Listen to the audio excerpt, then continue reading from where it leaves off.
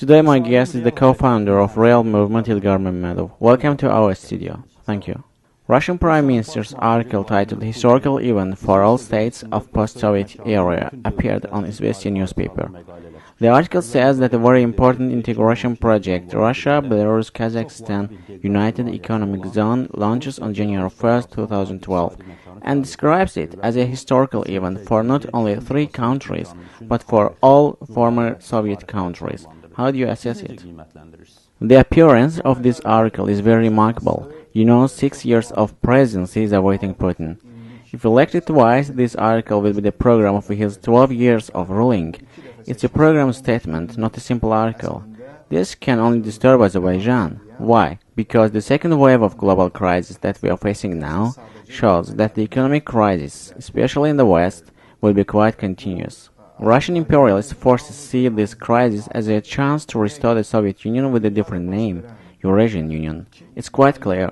I believe that since the very moment of the publication of this article statement, Azerbaijan officials, Azerbaijan political figures and public figures should have expressed concern over this article. Unfortunately, neither the ruling authorities of Azerbaijan nor the political parties or local community reacts to this danger. So what's the danger about? The point is seizure of the independence of Azerbaijan alongside with other countries. That is the danger. Azerbaijan pursued quite an active fight for independence. Along with Baltic states, Georgia and Armenia, it was Azerbaijan who led the fight. It contributed a lot to the fall of Soviet Union. The Baltic states have already seen strong protests against this statement of Putin. However, in Azerbaijan, no one moves to action. This statement of Putin has endangered Azerbaijan's independence. The Union of Customs will take a start on January 1, 2011. It means that the flow of goods and services in between Kazakhstan, Belarus and Russia will include no border procedures. Also, a few months ago, I had written about it. There are also reports that Armenia will also join the Union of Customs in the near future. No borders? No borders, but there are other transportation vehicles for flow of goods and services. So I reiterate that the point is the 12 years, two successive ruling phases of Putin. This is his statement of program. And in these 12 years, if Putin succeeds in taking the Central Asia into the Union of Customs, it speaks about Tajikistan and Kyrgyzstan in the first phase. Yes, Tajikistan, Kyrgyzstan, and even let me say that despite other factors, Uzbekistan and Turkmenistan can be at stake. How? So there is only one single corridor opening the Central Asia to the world, a reliable corridor, Azerbaijan-Georgia. If Azerbaijan-Georgia chain is broken at any point, for instance, in case of a civil war in Georgia or outbreak of Karabakh conflict, this reliable corridor will be closed and Central Asia will be on its knees in front of Russia. I believe that Putin's Eurasian Union concept is increasing the risk of another outbreak of Karabakh conflict, as well as increasing the risk for Georgia to be involved in a deeper confrontation with Abkhazia, Ossetia and Russia. One more thing is noted. Putin's article says that the Commonwealth of Independent States is an irreplaceable tool to bring the parties together for the main problems of our region and develop a common position. Here, the Commonwealth is implied to turn to an important organization to bring the parties together in conflict settlement or solution of other problems. On the other hand, a Western-oriented GUAM union was established. No perspective of this union is seen. It's not only about the Commonwealth of Independent States. A month ago, once again, the Real Movement was the first to speak about it. Neither the government nor others reacted to it. Russia proposed to implement reforms, changes in the Collective Security Treaty Organization. What kind of reforms? Up to now, decisions in this organization were adopted through consensus, while now Russia wants to apply a new tool, voting.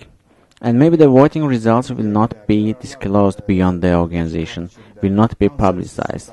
In this case, if in future Russia wants to implement a military intervention somewhere, it will do it on behalf of CSTO, not its own name. It's another danger. This statement of Putin is a result of a policy that has been pursued for many years. Also, in past 8 years, Azerbaijan leadership, particularly Ilham Aliyev himself, took all measures to satisfy Russia. I believe these were wrong, because the 300-year South Caucasus policy of Russia could not be changed in 8 years by our demonstration of goodwill. Russia pursues imperialist interests in this region, and they were very clear. The 8-year policy of Azerbaijan proved wrong. Azerbaijan leadership should admit it now. Actually, they admitted it partially. In an event devoted to the 20th anniversary of Azerbaijan's independence, Aliyev pronounced the word Europe 30 times, spoke about European values, democracy 5 times, and didn't mention anything about Russia. Maybe upset with Russia, Azerbaijan leadership wants to lean towards Europe. But what about Turkey? Turkey is the first foreign country, actually a fraternal, our own country, to recognize Azerbaijan's independence, to consolidate Azerbaijan's independence, and is the sole foreign guarantee of our independence now as well. So failure to mention Turkey in the independence speech will not bring fame to Ilham Aliyev. It was a shame actually. In his speech, Aliyev should have noted Turkey's role in the independence of Azerbaijan. When in Turkey anyone speaks something wrong, Azerbaijan officials send a group of parliamentarians to shout. They talk something meaningless out there. On the other hand, now Russia brings up such a threat against our independence and no one reacts. No one says that Azerbaijan will neither join Union of Customs or CSTO. It had nothing to do with Azerbaijan. It should be openly and clearly stated. Look what happened as a result of this wrong foreign policy. In his independence speech, Aliyev did not mention Turkey. When the new parliament of Turkey opened a few days later, Abdullah Gül made a speech in the inauguration of the parliament, and he didn't pay a special mention to Azerbaijan. So who is accountable for this? Of course Azerbaijan. Gül noted Azerbaijan, but in a very perfunctory way, among other things, not as a priority. But they held an event devoted to the independence at an official level. They did, but in his inauguration speech, if the president notes Azerbaijan in a perfunctory way, it means there is a crisis in Azerbaijan-Turkey relations, the author of which is one single person, Ilham Aliyev. Let me note that Turkish Premier, in his 45-minute meeting with US President Barack Obama, did not talk about Azerbaijan, Nagorno-Karabakh, and merely focused on Palestinian Middle East problems. It all stems from the launch of hysteria in Azerbaijan against Turkey 2 years ago. The ungrounded speeches against Turkey, removal of Turkish flags from the monument of Turkish soldiers in Baku. Even in the period of confrontation between Turkey and Greece in 1970s, 80s, the Greeks did never remove the Turkish flag from the monument to Turkish soldiers. The Azerbaijani authorities speak about the balanced policy. 2 years ago, when Azerbaijan protested against the opening of Turkish-Armenian borders, Azerbaijan should have foreseen the present day. Now Azerbaijan finds it difficult to choose between Turkey and Israel.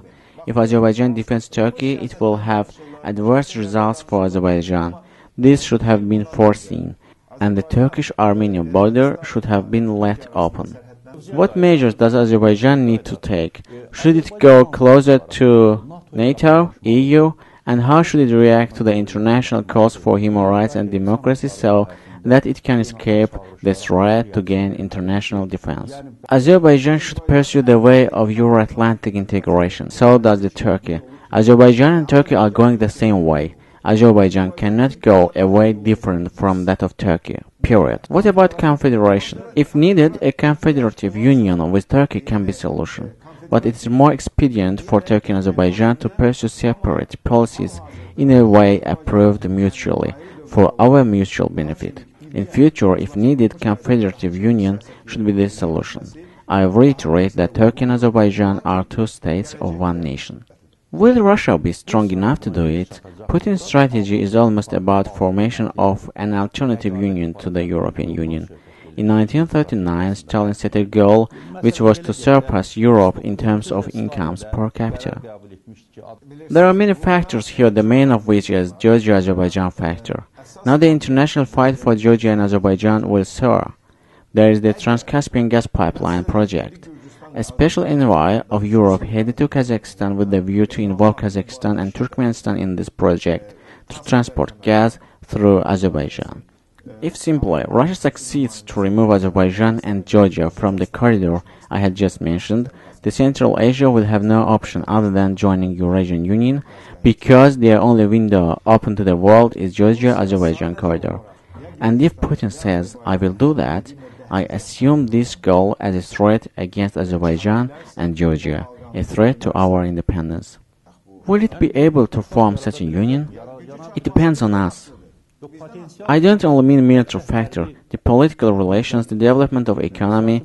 Now Russia is technologically dependent on Europe as it needs Ukraine and Belarus to access Europe.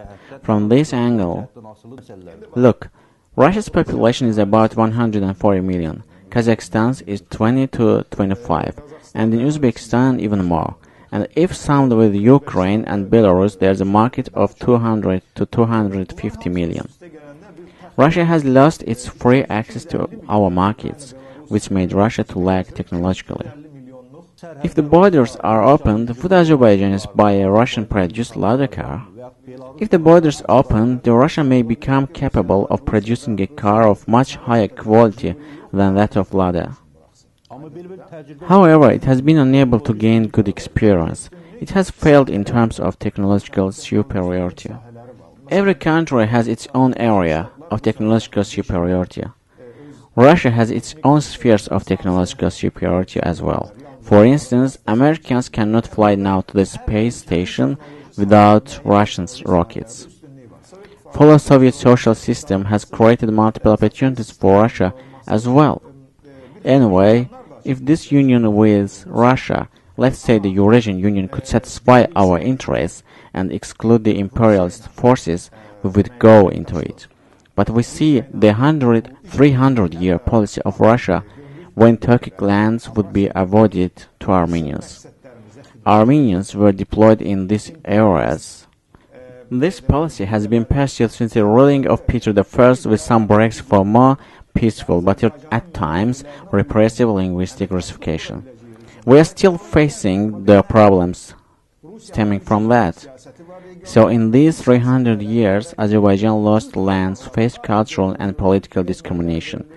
If we saw any will to break this inertia, we would think about new relations with Russia. But what we see is the imperialist statements of Putin which endanger Azerbaijan's independence. I reiterate that Azerbaijan's ruling regime, political parties, public figures, and community need to react to this statement. No one should hide behind the others. If we have Azerbaijan obey Russia, the separation of Karabakh from Azerbaijan will become official. We will again face loss of lands, problems, and discrimination. Azerbaijan's way is the way that Turkey is going: democratic and free society, Euro-Atlantic integration. Thank you for coming to our studio. My guest was the head of Real Movement, Ilgar Mammadov.